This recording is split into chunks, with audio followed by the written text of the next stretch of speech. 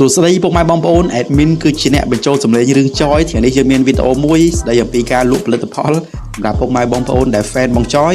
អាចកំងទិញបានអីវ៉ាន់នេះយើងកំងមកពីចិនពីថាចិត្តដល់រដូវចូលឆ្នាំខ្មែររបស់យើងហើយនេះគឺជាអំពូលភ្លើងញាក់ solar បងប្អូនជាអំពូលភ្លើងខ្សែបងប្អូនខ្លះធ្លាប់ឃើញហើយគេដាក់តាមរបងដាក់កន្លែងរៀបទេវតា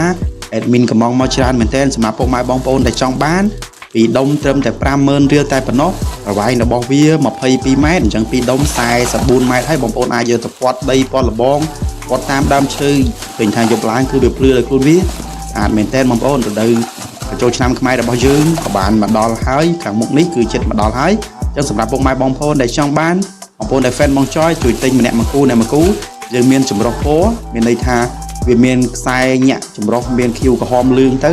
ហើយមួយខ្សែទៀតគឺវាញាក់ពណ៌ពងមាន់ថាពណ៌លឿងសុទ្ធក៏មានដែរបងប្អូនអញ្ចឹងយើងយកឆ្លាស់គ្នាក៏បានយកលឿងសុទ្ធក៏បានដែរបាទអញ្ចឹងមួយគូ 50,000 រៀលបើបងប្អូនទិញតែមួយតម្លៃវា 30,000 រៀលអញ្ចឹងយើងផ្ញើបានតាមក្រុមហ៊ុនវិរៈបុនធម្មគ្រប់ 25 ខេត្តក្រុងតែម្ដងហើយបញ្ជាក់អំពូលភ្លើងជាអំពូលប្រើ solar ដែលទៅតវាដាក់ហាលថ្ងៃវាធន់ជាមួយនឹងទឹកជាមួយនឹងភ្លៀងបងប្អូនមិនចាំបាច់ខ្លាចខូចនោះទេបងប្អូនប្រើវាបាន 2-3 ឆ្នាំមកមិនទាន់ខូចផងបងប្អូនបាទអញ្ចឹងវាធន់ជាមួយនឹងអាកាសធាតុទឹកក្តៅភ្លៀងហ្នឹងហើយបងប្អូនបាទធ្វើមកសម្រាប់វាហាលថ្ងៃបាទអញ្ចឹងសម្រាប់ពុកម៉ែបងប្អូនដែលចង់បានមួយក៏យើងលក់ 2 3 4 បងប្អូនចង់បានច្រើនក៏យើងលក់ដែរបងប្អូនណាបាទអញ្ចឹងវាមានចម្រុះពណ៌ហើយបានបញ្ជាក់អញ្ចឹងគឺវាមានពណ៌លឿងសុទ្ធមានប្រវែងវា 22 ម៉ែត្របងប្អូនបាទអញ្ចឹងបើសិនជាបងប្អូនមានមុខផ្ទះឬក៏មាន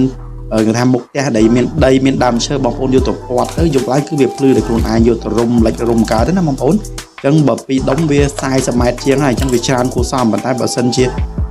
មានកលុកក្លៀនយើងចេះតែរុំវាទៅបងប្អូនចង់បានចុចចំណងជើង YouTube មាន link Telegram ចុចមករត់មកខាងខ្ញុំតាក់ទងផ្ញើតាមវិរៈបុនធម្មគ្រប់ 25 ខេត្តក្រុងអរគុណច្រើន